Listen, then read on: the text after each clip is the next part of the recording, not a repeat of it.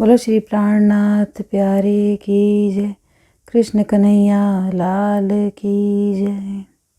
प्रणाम। पिछले वीडियो में हमने चर्चा की थी कि भक्ति किसे कहते हैं और सबके हमने मत सुने कि अलग अलग ऋषियों ने, संतों ने भक्ति की परिभाषा क्या दी और नारद मुनि क्या कहते हैं। इसके पश्चात हमने महामति श्री प्राणनाथ जी क्या कहते हैं कि भक्ति किसे कहा जाता है। जो पूर्ण समर्पित परमात्मा को हो जाए, भक्ति उसे कहते हैं। भक्ति होनी चाहिए तो अनन्यता के भाव से होनी चाहिए। अनन्यता यानी कि एक की उपासना करना, व्यभिचारी भक्ति ना हो। महामति श्री प्राणनाथ जी ने एक स्थान पर कहा है, पतिव्रतापणे सेविये ना थाइये वैश्याजेम, अर्थात अनन्यता के भाव से ही भक्ति होती है। परमात्मा के प्रति प्रेम की अभिव्यक्ति करना ही भक्ति होती है। अपने प्रेम को अभिव्यक्त यानी कि किस प्रकार से प्रदर्शित किया जाए कि हम परमात्मा को प्रेम करते हैं, तो उसका एक नाम दे दिया गया कि वो नाम है भक्ति। भक्ति के द्वारा ही हम उस प्रभु को प्रसन्न कर सकते हैं। वैसे तो सुनने में ये शब्द कितने अलग लगते हैं, भक्ति, भजन, साधना, परंतु तीनों का अर्थ एक ही है, या फिर कहें प्रेम। ये जो चार शब्द हैं कहने में अलग हैं, भजन, भक्ति, साधना और प्रेम, परंतु सबका अभिप्राय एक ही है। भजन कहें तो भी किसके लिए किया जाता है? परमात्मा के लिए। भक्ति, भजन, प्रेम, ये सब परमात्मा के साथ संबंध जोड़ने का एक तरीका है, एक साधन है। परमात्मा को पाने के अनेकों साधन शास्त्र में वर्णित हैं। जप, तप, योग, ज्ञान। और गीता में श्री कृष्ण कहते हैं कि योगी भी मुझे प्रिय हैं, ज्ञानी भी मुझे प्रिय हैं, परंतु जो मुझे पूर्ण रूप से समर्पित स्वयं को कर देता है वह मुझे अत्यंत प्रिय हैं। उतना प्रिय मुझे कोई भी नहीं। श्रीमद् भागवत ने भी कहा है, जो विषयों का निरंतर स्मरण करता है उसे विषयों की प्राप्ति होती है, और जो निरंतर परमात्मा का स्मरण करता है उसे परमात्मा की प्राप्ति होती है।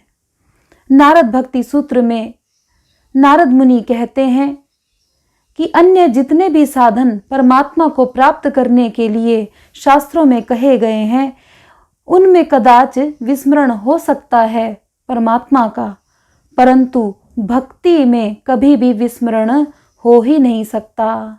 भक्ति एक ऐसा साधन है जिसके द्वारा परमात्मा की प्राप्ति होती ही है। पर भक्ति किस प्रकार की हो? भक्ति में ऐसा कौन सा भाव हो जिसके द्वारा परमात्मा की, उस प्रभु की प्राप्ति हो सकती है? कहा जाए तो भाव से ही भक्ति की उत्पत्ति होती है। भाव यानी कि जब हमारी निस्बत, हमारा संबंध जब परमात्मा से जुड़े, यानी कि हमारा उनके प्रति भाव जागृत हो, तभी हमें भक्ति करने की इच्छा उत्पन्न होती है। और जब भक्ति करने की इच्छा उत्पन्न होती है तो उस इच्छा के साथ में एक भाव भी उत्पन्न होता है। तो भक्ति के इस प्रकार के 9 भाव शास्त्रों में वर्णित हैं, जिसे 9 प्रकार की भक्ति कहा जाता है। 9 प्रकार की भक्ति कहें या कहें कि 9 प्रकार के भाव से भक्ति की जाती है। वास्तव में सभी भावों में प्रेम तो है ही परमात्मा के प्रति, पर उनका वर्गीकरण कर दिया गया, 9 प्रकारों का वर्णन किया गया। भक्ति कैसी? जिसमें किसी प्रकार की लालसा ना हो, इच्छा ना हो, किसी कामना के वशीभूत होकर के भक्ति ना की गई हो। उन 9 भक्तियों के विषय में भक्ति के 9 प्रकार कहे गए हैं।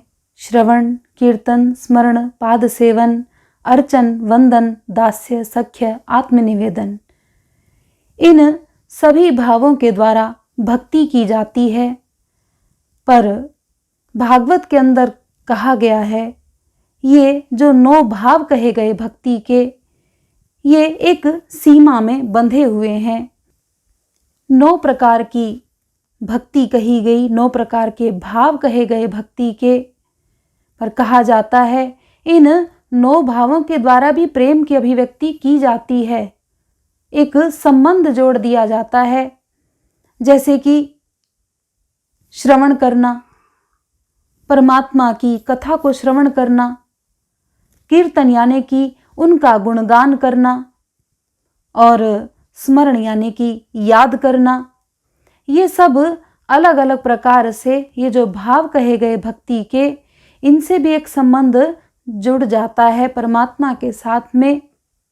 पर इन्हें कहा गया ये जो भाव हैं ये एक सीमितता में बंधे हुए हैं, एक हद तक ही ये जो भाव हैं एक सीमा में बंधे हुए हैं। हम एक उदाहरण से समझें कि प्रेम भी 2 प्रकार का होता है।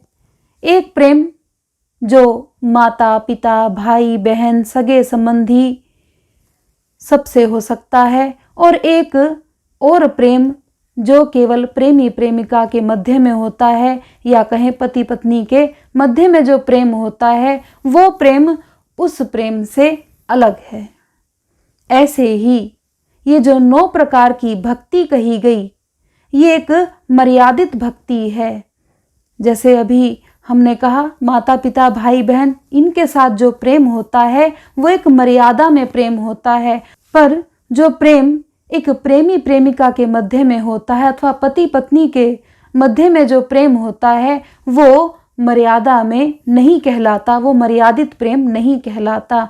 ऐसे ही उस परमात्मा के साथ यदि एक तारतम्य बनाना है, एक संबंध जोड़ना है, तो नारद भक्ति सूत्र में नारद मुनि भी कहते हैं कि 9 प्रकार की भक्ति का वर्णन किया और संकेत किया एक और प्रकार की भक्ति है, पर उसका पूरा निरूपण नहीं किया।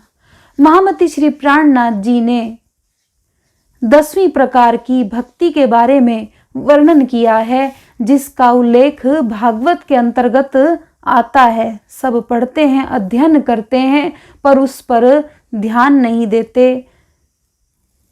वो 10 प्रकार की भक्ति कही गई, परा प्रेम लक्षणा भक्ति।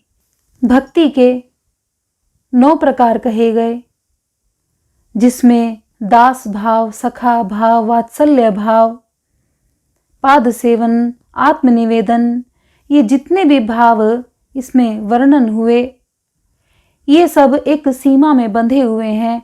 यदि हम परमात्मा को मित्र मान करके, सखा मान करके यदि हम उनकी भक्ति करते हैं, तो वहाँ पर भी एक सीमा, एक मर्यादित भाव हो जाता है।